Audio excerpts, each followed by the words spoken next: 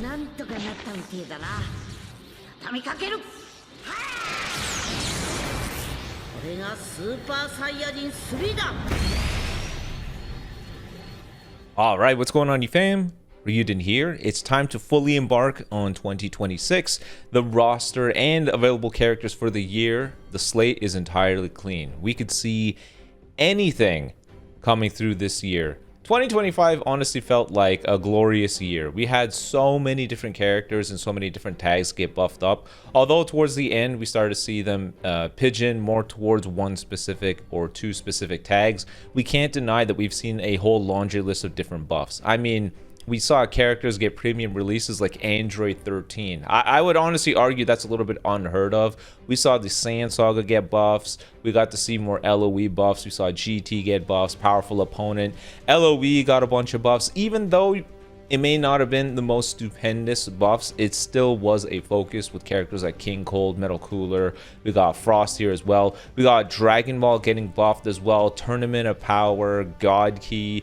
We saw Future get tremendous buffs. Fusion Warriors throughout the periods. We see plat equips, unique equips, releases like Kefla.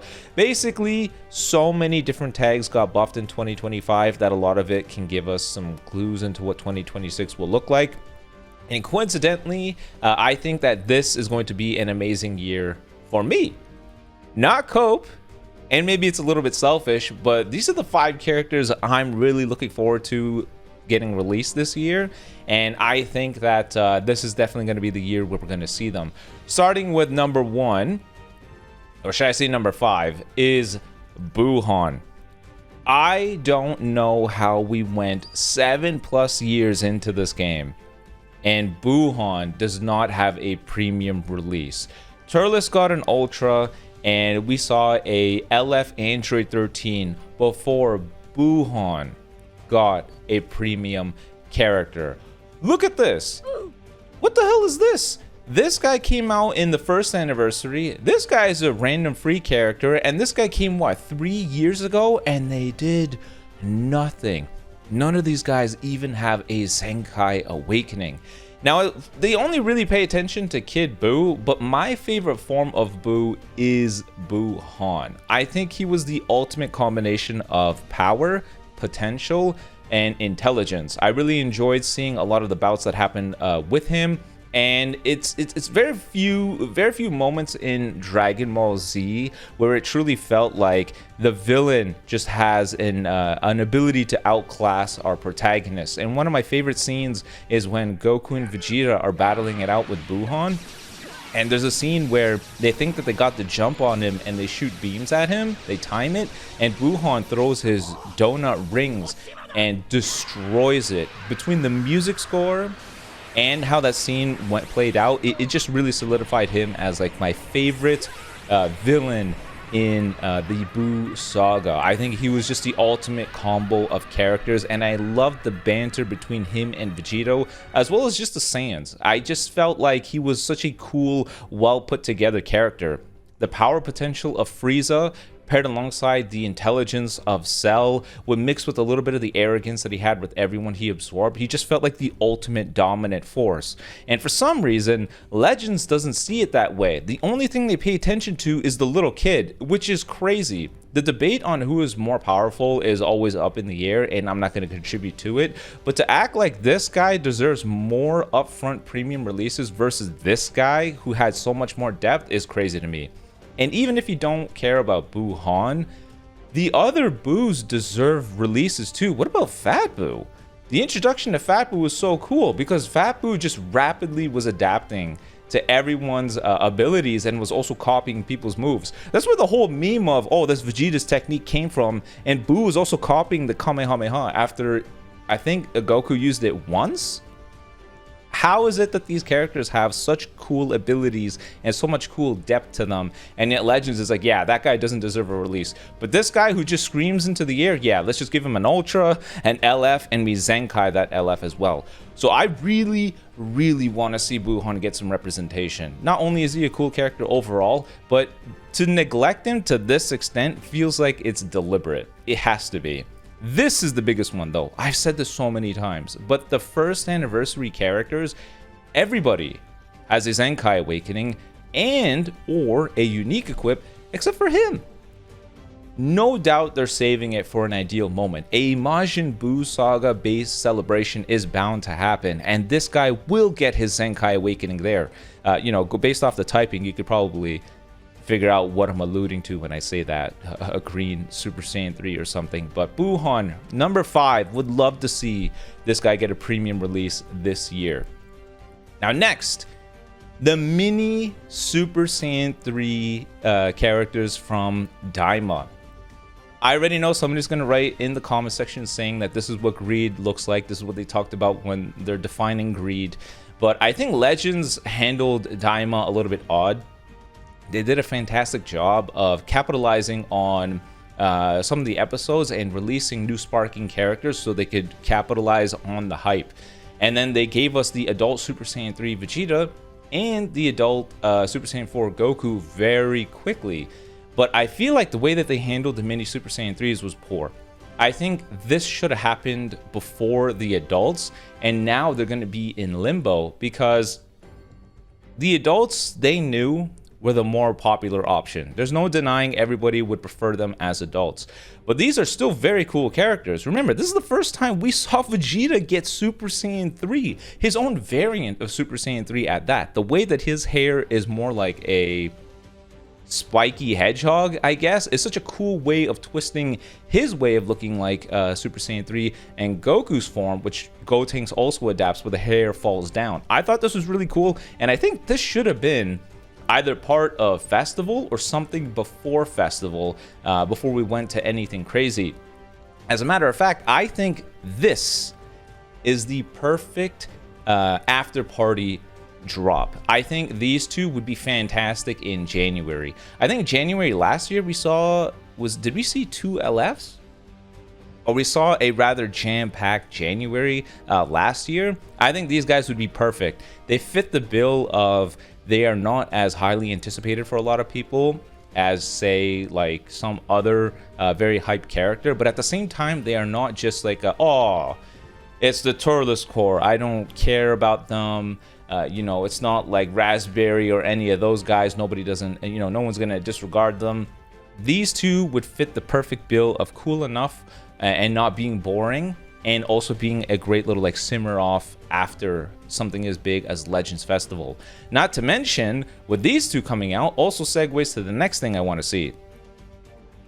Where's Tamagami 1 and 2? What the hell? I want to see these two be part of this as well. Tamagami 1 played such a pivotal part in the final battle against Goma. There's no way we get to see this guy just be the ultimate alley-oop hero, saving Goku, just coming in and slashing the rock and everything, and we get no characters out of this.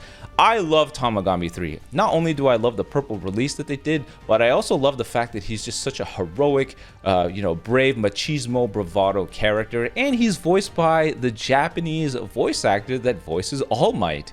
He is such a cool character overall. I loved everything about him. I love the character aspects to him. Like when you saw the end of the episode where Super Saiyan Goku fought Tamagami 3, towards the end when they're flying off after they got the Dragon Ball, Tamagami 3 is practicing the Kamehameha. Just an extra layer of wholesome character just immediately made me fall in love with this guy. But I think his brethren need to drop as well. Tamagami 1 is so cool. Tamagami 2 was also pretty epic. They all have their own individual personalities, but it's still crazy to me. It feels like the weapon wielder tag was made for them. If it wasn't the Daima tag, it was them. At the time, what did we have? It was Tamagami 3 and like Mai, because she has a gun. It was not a very fleshed out roster. We had some of the Trunkses because they use the swords. We had Rose because he has the scythe. They specifically made the tag for these guys, but where are they? How are we like a year into this and we don't see Tamagami 1 and 2? So this is the next set of characters I really want to see this year. So number 5 would be Buuhan. Number 4 is the mini Super Saiyan 3s. And then number 3 is Tamagami 1 and 2. I would like to see this man's brethren fight alongside him. And next, bam. I know people are going to be like, goodness, Rai, you're just so selfish. You always want like a Super Saiyan 3 something. Yeah. It's my top 5, man. I'm going to be selfish. But a big reason for it is, how many times have we jumped into this movie and this guy has not come out of it? Fusion Reborn Super Saiyan 3 is my number 2 most anticipated release that I want, and for some bizarre reason, they've dabbled with the Fusion Reborn movie like 15 times, and this guy has not come out of it whatsoever.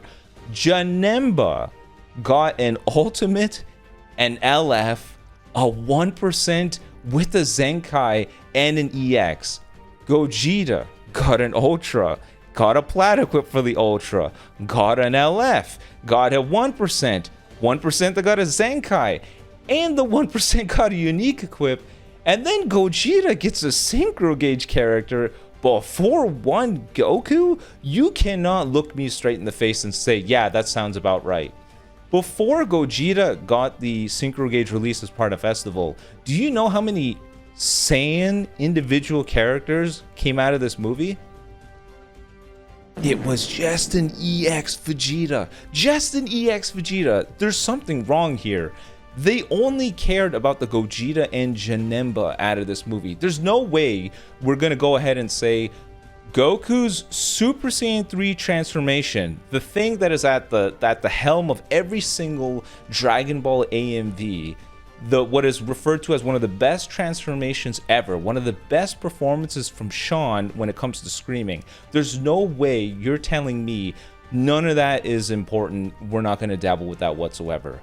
This is one of the coolest moments for Super Saiyan 3 Goku and had some of the best choreography in terms of combat. All those damn Twitter profiles that keep talking about, oh, this is 90s animation versus modern day animation, One Punch Man Season 3. They always refer to that fight. So clearly people find this cool and they had a lot of good footage to go from. Where is he? Where is he? He could either be an LF because the Twin Dragon Fist doesn't exist in Legends, and Twin Dragon Fist isn't even a move that exists in a lot of games.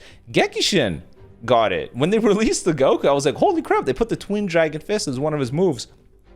Not a lot of games get this move. So the LF could easily be Twin Dragon Fist. Seeing Fat Janemba get impaled in both of his eyes with that move, cinema. I would love to see that. But if they wanted to make this an Ultra, the intro would be perfect. It's literally Goku screaming into the heavens. It would be perfect as an Ultra as well. But then you can see where the bias of the movies comes from. This movie has had a bajillion same releases for years now. But number 2, I want my damn Fusion Reborn Super Saiyan 3. I think this character is too cool and they have too awesome footage to not release this guy. And I think this is the year it's going to happen. All this stuff that you're seeing, I think will happen this year. That's how selfish I'm being. Because throughout all of 2025, I'm surprised they went out their way to avoid Majin Buu Saga, to avoid Super Saiyan 3 as much as they could. I know we got the Super Saiyan 3... Actually, you know what? I shouldn't say Super Saiyan 3 in general, but they've avoided Majin Buu Saga to the best of their ability, and they also avoided this Goku out of the Fusion Reborn movie. So anytime they dabble back with movies, or they dabble back with Majin Buu Saga, I know that what I just talked about has to come out of it. So number 2 is Fusion Reborn Super Saiyan 3. And then, of course, numero uno. The remake for the Spirit Bomb. You are not allowed to tell me this is not a cool moment. You're not allowed to tell me that this is not something worthy of a remake. I've said this a million times. The second that they remade the You Fool Namek Goku LF, I knew all bets are off. Every character from that era, every LF from that era is now on the table for getting a remake. I even said in my prediction video before Legends Fest dropped that FSK remake has to be on the table, being Father-Son Kamehameha remake. Back when they went ahead and did a remake for the Namek Goku, I knew all the old school LFs are on the table for getting a remake. So that means this guy is being saved for something epic. This guy could be a part 2 or even a part 1 to Anniversary or Festival for 2026.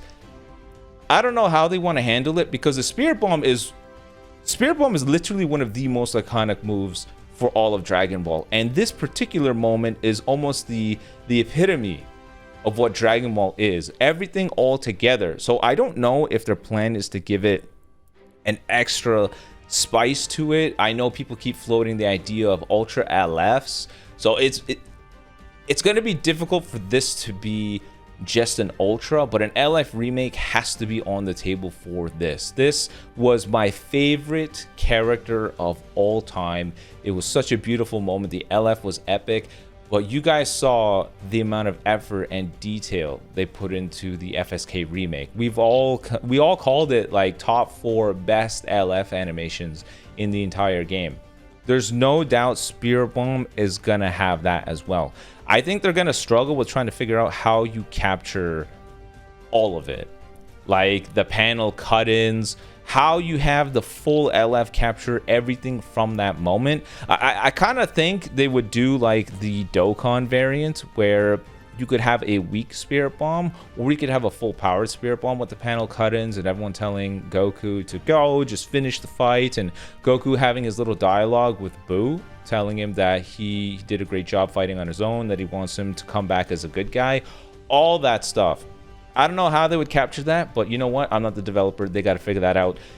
Spirit Bomb Remake is my most sought after #1 character that I want to see in 2026. Out of all the things that I've talked about, this is my #1.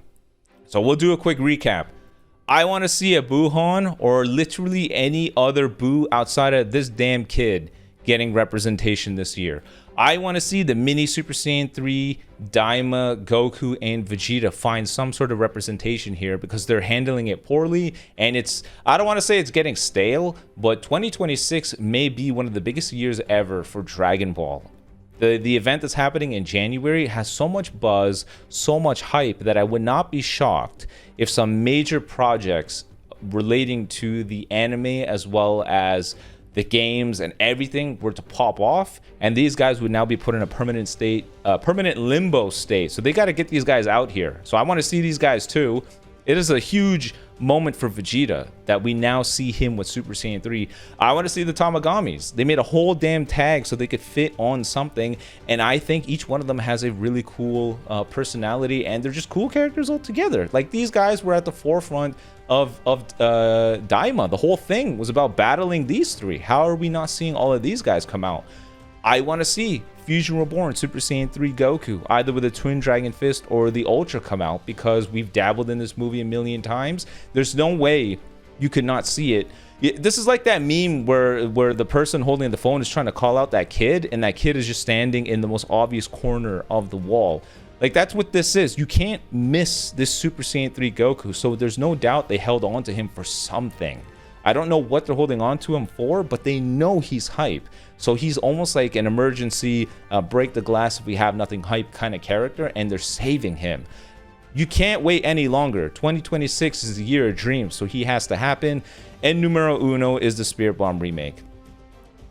I can't wait to see how beautiful those animations are going to be. Might even get a tear out of me, man.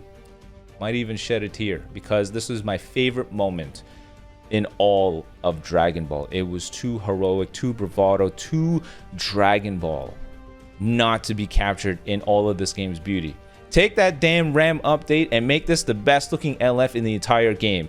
I want to see that damn KO screen with him giving a thumbs up to Vegeta on the ground. Use the dynamic area battles and load in multiple character models. I want to see cut-ins of everyone telling Goku to go finish him, get the kill, and I want to see that Spirit Bomb absolutely destroy the battlefield. I want to see the character model pulled in with the Spirit Bomb and sent off to the sky and with a giant flashy explosion. I want to see it all, Dragon Ball. And you know what? I want to see it in 2026. So you guys let me know in the comment section below what kind of characters you want to see this year. What are the most anticipated characters for you? What are your top 5 characters you're hoping for?